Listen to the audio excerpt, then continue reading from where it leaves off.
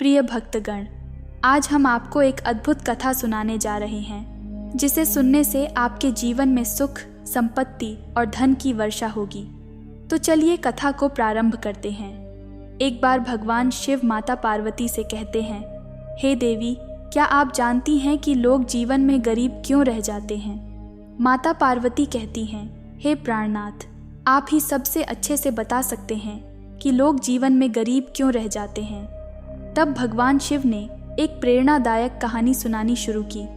भगवान शिव कहते हैं, एक समय की बात है, एक नन्हा चिड़िया अपने परिवार से बिछड़ गया।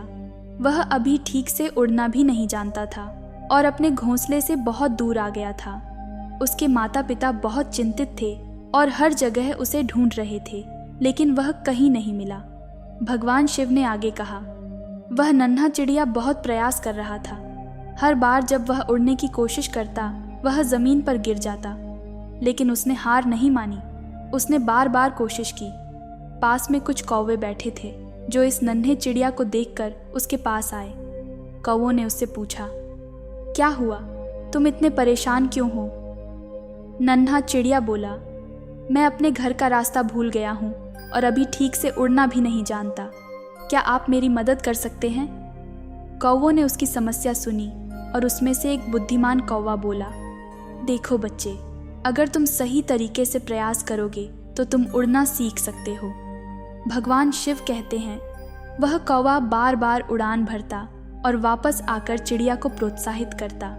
कौवे ने चिड़िया से कहा, देखो, मैं कितनी आसानी से उड़ सकता हूँ। अगर तुम भी इसी तरह प्रयास करोगे तो तुम भी उड़ना सीख जाओगे। नन्हा चिड़िया कौवे की बातों को ध्यान से सुन रहा था और उसने हिम्मत नहीं हारी। भगवान शिव ने कहा, कुछ समय बाद नन्हे चिड़िया ने भी उड़ना सीख लिया और अपने घर की ओर उड़ चला। उसके माता पिता ने उसे वापस देखकर बहुत खुशी मनाई। इस कहानी से हमें यह सीख मिलती है कि हमें दूसरों की मदद करनी चाहिए, लेकिन उसका प्रदर्शन नहीं करना चाहिए। सच्ची मदद वह है जो बिना किसी दिखावे के की जाए। भगवान शिव ने कहा, कौवे ने चिड़िया को उड़ना सिखाने का एक अनोखा तरीका अपनाया। उसने नन्हे चिड़िया को प्रोत्साहित किया, लेकिन उसे यह एहसास नहीं होने दिया कि वह उसकी मदद कर रहा है। इस प्रकार चिड़िया ने खुद ही अपनी मेहनत से उड़ना सीखा और अपने लक्ष्य को प्राप्त किया। भगवान शिव ने माता पार्वती से कहा, हे देवी, हमें भी इसी तरह दूसरों की मदद करनी चाहिए। हमें दूसरों की मदद करते समय उनकी आत्मनिर्भरता को बढ़ावा देना चाहिए ताकि वे खुद अपने पैरों पर खड़े हो सकें। इस प्रकार भगवान शिव ने यह प्रेरणादायक कहानी समाप्त की। उन्होंने कहा, अगर आप यह कहानी पूरी सुन रहे हैं तो आपको इसका पूर्ण लाभ मिलेगा।